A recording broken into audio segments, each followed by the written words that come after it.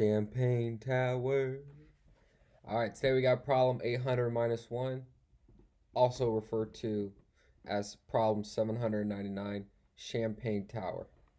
Um, this is a Leetcode medium, dynamic programming, classified problem. Definitely pretty simple, pretty approachable. A little bit of a tweak that you have to consider, right? This is definitely one of those problems where you have your initial solution, you submit it, then you realize that there's kind of a observation that you have to make, which will slightly adjust. You're gonna have to slightly tweak your solution then, and then submit it, and you're done. So after yesterday's very difficult medium problem, I'm glad that today I'm approaching something a little bit simpler. Okay, so we stack glasses in a pyramid where the first row has one glass, the second row has two glasses, and so on until the 100th row, right? So if you had one champagne glass, right, like this, it's stacked on top of another champagne glass like this. So it has this kind of triangular shape, right? I can't remember what the right, and so on and so forth. Okay, so this is the first row, right? This is the second row, the third row, the fourth row. So each row, for row I, there's I items. So that can be kind of helpful to think about this, right? Like row 1 has one glass, row 2 has two glasses, row 3 has three glasses, 4. And you can imagine this, continuing to expand out in this triangular shape forever. Okay, I guess there's 100 rows in total. Each glass can hold 1 cup of champagne. Okay, then some champagne is poured into the first glass at the top. When the topmost glass is full, any excess liquid poured will fall equally to the glass immediately to the left and the right of it. When those glasses become full, any excess champagne will fall equally to the left and right of those glasses, and so on. Right, so you can see like this trickle down effect, right? If I pour champagne down this way and this glass fills up, any excess that comes out will fall equally into these glasses, and when they fill up, it'll fall equally into these glasses, and then maybe there isn't enough champagne to fill these, but this one fills, right? Something like that. So on and so forth, right? So, this is very intuitive in terms of, you can picture this pretty clearly in your mind, right? Because that's how gravity works. So that's pretty cool. A glass at the bottom row has excess champagne fall on the floor, right? So if it got all the way to the 100th row and then it fell, it would just fall on the floor. For example, after 1 cup of champagne is poured, the topmost glass is full. After 2 cups of champagne are poured, the 2 glasses on the second row are half full. After 3 cups of champagne are full, those 2 cups become full. There are 3 full glasses now. After 4 cups of champagne are poured, the third row has the middle glass half full, and the 2 outside are a quarter full, as pictured below. Right, so 1 goes in here, nothing happens. 2 goes in here, half of that excess goes in here, half goes in here. 3 goes in here, half goes in here, half goes in here. Now these are both full. 4 goes in here. These are both full, so half goes in the right, half goes in the right, quarter. All right, so you can walk through that, but essentially, yeah, that makes sense. So after pouring some non-negative integer, so after you pour some non-negative integer cups of champagne, return how full the jth glass is on the ith row, right? So if you were to look at the cups like this, right? This is the 0th cup. If you had a cup here, this would be the 1-0 cup, and the 1-1 cup, the 2-0 cup, the 2-1 cup, the 2-2 cup, right? Right, because this glass, right, like when it says query row, query glass, like this is saying query row 1, right? So this is query row 1, this area, and then query glass 1. So this is just saying 1-1, right? 1-1 means 1-1.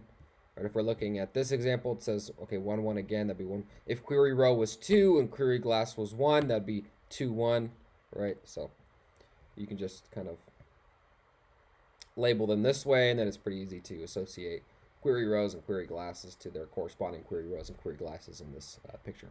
Okay, so I guess the first observation you have to make, right? So let's just zoom in and let's think about two things, okay? So for any single cup, right? Let's think about when something gets poured, when something doesn't get poured, just as a case of an observation, okay? So fluid's going to come down into this glass here, right? When does excess fluid go down to these subsequent cups, right? The cups below it. Well, if X fluid, right? So let's say X fluid is poured into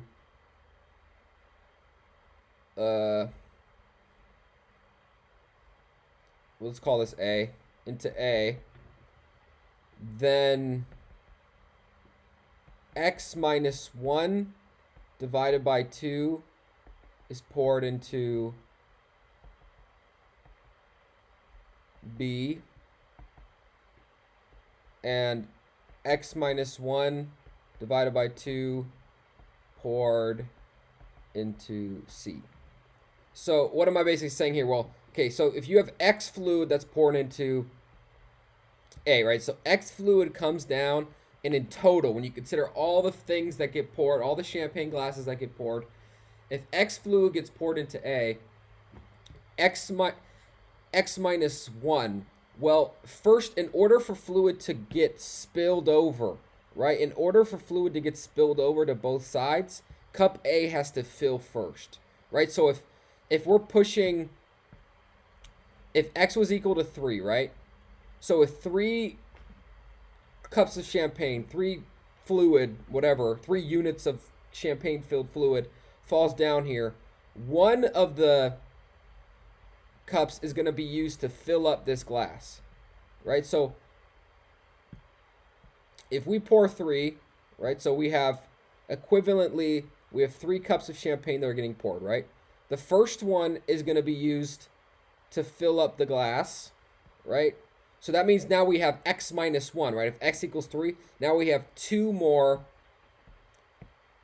cups of champagne in total that get poured, right? So now there's X minus 2 remaining.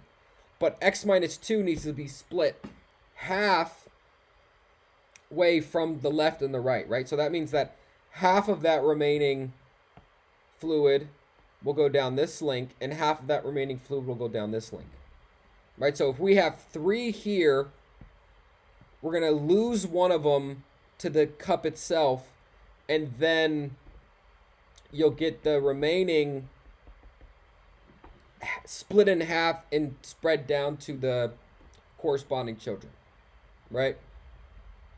So that's the first operation that you need to make, right? So if X fluid goes into a cup, X minus 1 divided by 2 goes into the cup's left child, and X minus 1 over 2 fluid goes into the cup's right child. Okay? Now, from the perspective of a node itself, that you want to figure out how much ends up in it by the end. Right? So if we have a node here, a node could have at most two parents, right? Like any node here, there's at most 2 sources where it could get information from, right?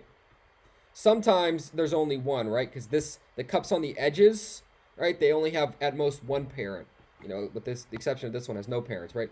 But this has at most 1 parent because it only has 1 parent, right? Because to the right, versus these like internal cups that are not on the edges, they have 2 parents, right? But just in general, right? A cup's gonna have 2 parents. You know, at most 2 parents that it can get its information from, right? So it's gonna get half of the excess. It's gonna get half of whatever's poured into its right parent. So if this is row column, okay, so we'll refer it like that, right? So this is row 2, column 1. this thing has row -1, column -1. Ugh. And this, all right, let's do this again. Let's make it a little bit bigger so people don't get mad at me. Okay. So if we have row, comma, column here, right? For this node, its left parent is row -1, column -1, right? And its right parent is row -1, column. Okay, and what I mean by that is if you look at this system here, right? 2, 1 is row 2, so this is row equals 2, column equals 1. It has parent here, row -1, which equals 1, and column -1, which equals 0, right? So 1, 0 goes to 2, 1. And then up here to the right, we have row -1, column equals 1, which equals 1, right? So for any node, that's the generic relationship, right? So I'm just using that to make a statement about who your parents are relative to you. And there's paths going here and paths going here, okay? Now this system has X fluid going into it, and let's say this system has Y fluid going into it, right? How much fluid gets poured into this thing? Well, the amount of fluid that gets poured into a row and a column, right? We won't do it with the functional notation, right? So the amount of fluid that gets poured into a row column is going to be 1/2, right? Because this system is going to pour it to the left child and the right child, right? So when this thing splits X, it's only going to be able to give you X -1 divided by 2, right? Because the other half's going to go to the other side. So I only get half of what my parent to my left can provide me. And similar here, right? I can only get half of what my parent to the right provides me. So I get 1/2 of whatever is poured into my parent, right? In this example, there's X poured into my parent, but I get 1/2 of whatever is poured into my parent. And my parent is R -1, C -1. And then whatever's poured into my parent -1, right? Because my parent might not, my parent, I don't get everything, I don't get half of everything that's poured into my parent because my parent is going to consume one of those units, right? Because it's going to take one of those units that are poured to fill up the cup. So the excess, right, is whatever's poured into it -1, right? Because it has to use one to fill up first, and then whatever's remaining that's poured into it, I get half of that. All right, so that's what this is saying. Now, I guess what I'll just put here, just so that this is completely, encompassing everything that's going on. It's possible that nothing's poured into my parent, right? So if nothing's poured into my parent, I don't want to say that there's negative poured into me, right? So if nothing's poured into my parent, that just means the excess is 0, right? If what's poured into my parent is less than or equal to 1, the excess is 0. The excess is not negative, right? Like if my parent ends up only having half a unit poured into it, that doesn't mean I have negative half a unit poured into me or something like that. So I'll ask this question, but I'll basically insert the max of what's poured into my parent and 0. Just to capture that.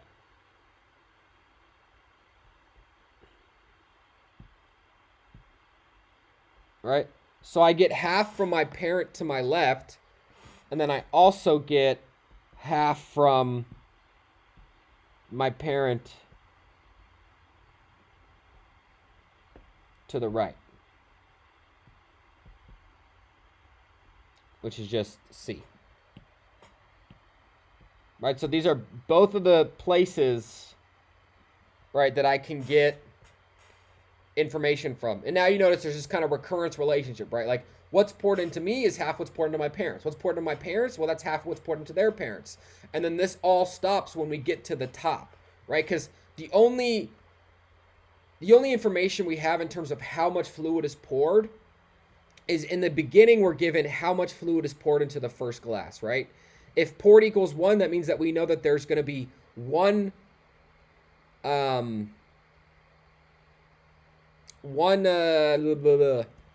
unit of fluid, 1 unit of champagne poured into the first glass, right? If this is 2, that means that we know that there's 1 unit poured in there's 2 units poured in the first glass. So we have to calculate poured R of C for each row like this. And we know that poured of 0, 0, right? The first row, first glass is the top glass. We know that that's the information given, which equals poured. Okay. All right. Probably shouldn't have used this weird, we'll call this capital P, and that's lowercase p for the argument poured while this is a function. So to deal with the fact that sometimes you might not have both parents, you'll notice that, right, the only nodes that don't have parents are the one on the edges, right? So if you tried to ask your parent here, it would end up having a negative column, right? Because this would be 1, -1, right? If we did this process where your left parent is column -1. So if we check this state, we'll just return 0, right? And then the other example is, this node here doesn't have a right parent, right, going here. So that would correspond to 1, 2. So if the column is greater than the row, that also means that there's no parent. So then we'll just return 0 there. And then the last point is we want to use memoization. I can never say that word correctly. But essentially, we don't want to recompute values because it's possible that, like, if we were asking for information about this node, right, let's travel up the tree. Let's create a system really quick so that we can kind of articulate how this flows. Oh, shit. I'm just going to draw them as circles because it's... What the hell just happened? Oh, I'm an idiot. That's what happened. Ah! Okay, apparently I can't do simple things. Okay, so boom, boom, boom, boom, boom, boom, boom, boom, boom, boom, boom, boom, boom, boom. Okay, so say I wanted to figure out how much was in this glass at the end, right? Well, then I would have to figure out how much ends up in this glass and how much ends up in this glass in order to figure that out, right? Because I know I'm given at the beginning, I know how much ends up already in this glass because that information is given. So to continue to find out how much information is in this glass, I'd have to find how much information is, how much fluid's going to end up in this glass and how much fluid's going to end up in this glass, right? In order to find this out, I'd have to go up this route and get to here, and that information is given, so I'm done. But to find this, I'd have to go up this class and go up this class. In order to find this, I'd have to go up this glass, right? But I still need to find this information, so I'd have to go up this glass, and, well, I'd have to go up this glass too. But I don't want to have to go up the whole system again, right? Because I already know, I've already found this information, right? I've already found what happens here, right? Because I've already gotten to this state here. So all of this system is already completed, right? So this entire system is already calculated, not to that point, but all the way up to here, right? All of this is already known because I've already calculated for these values, right? I already know how much fluid ends up here. So when I go from here to here, I don't want to calculate that again. So I should just catch this information. I should save the information that's in here. That way I don't have to go up the whole tree again. I can say, okay, I've already calculated this, so I can return it. I go here, I go there. Okay, I've already calculated this, so I'll just return it. All right, so we want to use memoization to save information that we've already calculated so that we don't try to recalculate something we've already done. Okay. And then at the end, you just return whatever. So with that, let's go ahead and get right into the problem. So we'll create this P poured, which is the amount of fluid that's poured in each glass at each row, we know that in the beginning, the amount of fluid that's going to be poured into 0, 0 is the value poured, right? Because that's the amount of fluid that's going to be poured into this top glass, okay? And then we'll just create a function. We'll just call it depth first search, I guess. It's fine. Where we have a row-column pair, right? And then we have to ask a few questions. Well, if we've already calculated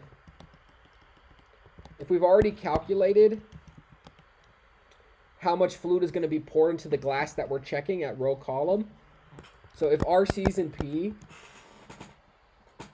we'll just return P at RC, right? So it's like saying, okay, we've already calculated that information, or it's already given, so we don't need to check it again, right? That's like this case here, right? When I was here and I went up this route, this was already calculated, so I'll just return that information because I've saved it already. Okay, if the column, right, if we're looking at the column, so if it's not the case where 0 is less than or equal to column, which is less than or equal to the row, which is basically saying if someone asked for a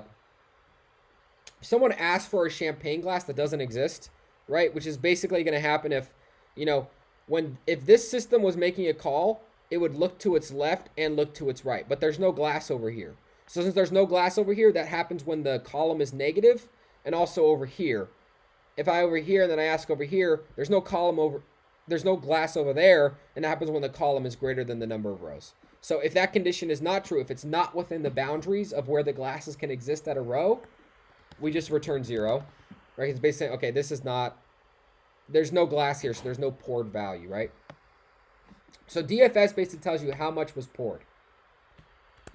So we could call that poured into. So how much was poured into the glass at RC, right? All right. And then otherwise, we're going to say, okay, well, the amount of fluid that's going to be poured into this glass equals, and then we just use this formula that we calculated, right? So it's going to be 1/2 the max of what's poured into my left parent plus 1/2 the max of what's poured into my right parent with 0, right? So 1/2 of the excess of what's poured into my left parent and 1/2 the excess of what's poured into my right parent, right? Because the excess is how much is poured in minus 1, and then I get half of that. Okay, so I get 1/2 of the max of what's poured into my left parent in 0.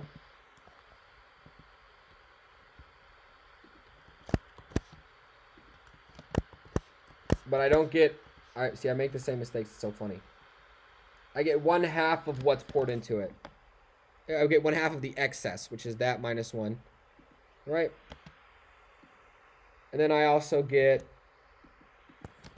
half of the excess of what's poured into my right parent. Okay. And then at the end, I just return poured of RC. So what I want then is what is poured into, what ends up being poured into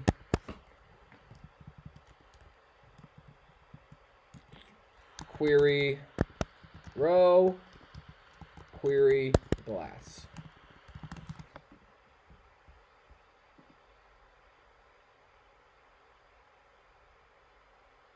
All right. Now this is going to error because, whoa. So you notice in this example, right, we pour a lot, right? I don't even know how many zeros that is. Is that 3?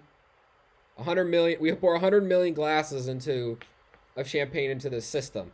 So there ends up being this much poured into the glass that we're looking at. But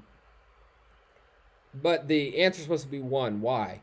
Well, we don't want to know how much liquid ended up getting poured into this glass. We want to know how much liquid is in this glass when the problem is completed, right? So when this problem is done and I look at this glass and I grab it, how much fluid will be in there, right? Well, the maximum capacity of this glass is 1. So if more than 1 is poured into it, one full glass will be filled, one glass will be filled, and then the rest will just fall off and fall onto the ground and fall into subsequent glasses and eventually the ground if there's any left. So I don't want to know how much is poured into the glass. I want to know how much ends up in the glass. So if more than 1 is poured into the glass, that means that the glass was filled to the brim.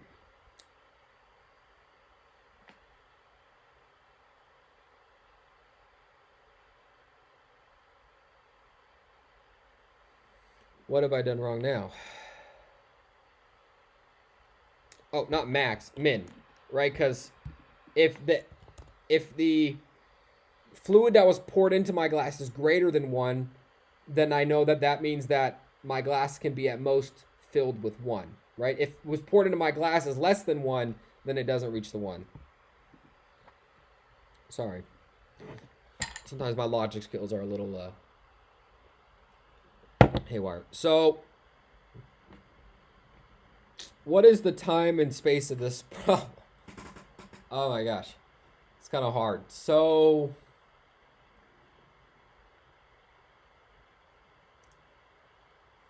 there's at most 100 rows.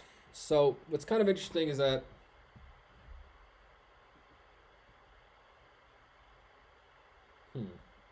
I really don't know what the time complexity is. This tree that we create, right, definitely has at most height 100. So I know that means that row column, but we should put it in terms of row column. And so when I look at a node, I really haven't thought about what the runtime of this, and it's not completely intuitive. So I look at a node, I have to look at 2 of its parents.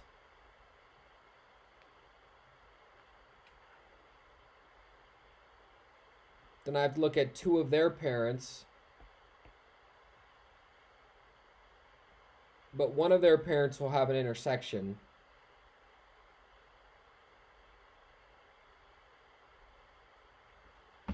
Damn.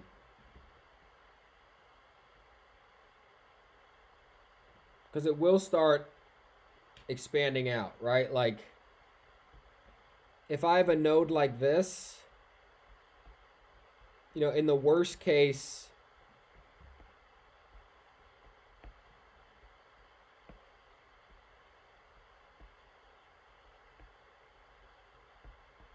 right, there's going to be a tree spanning out. So, yeah, but the tree is getting narrower as you go up. Oh, what is the run?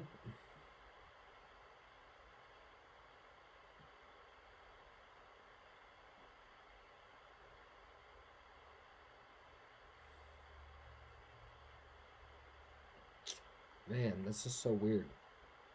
Because the tree, like, you expand like this going up to get information, but the tree itself is actually getting more narrow. Right, so every time you go up a level, you try to expand out, but every time you go up a level, the tree itself is getting more narrow, right? Because the actual tree, right, if this was an actual tree,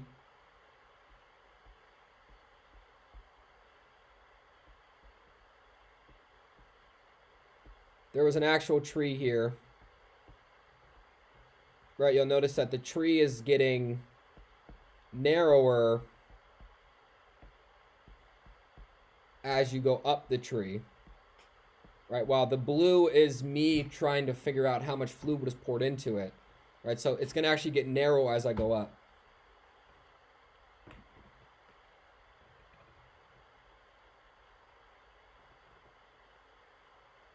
So, okay. So we know for a fact that if I have a node, how many nodes are there in total? So if I look at a row, I have to look at 1 node, and then 2 nodes, and 3 nodes, and 4 nodes.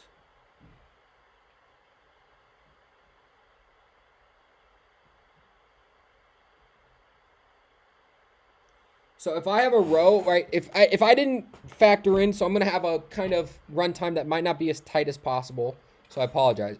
But if I look at 1, I have to look at 2, then 3, then 4, and that expands all the way up to the top. So that means I have to look at, for each row, right, because I have to look at each row going up, I'd have to look at when that is equivalent to r times r plus 1 over 2, which is r squared, right, in terms of big O.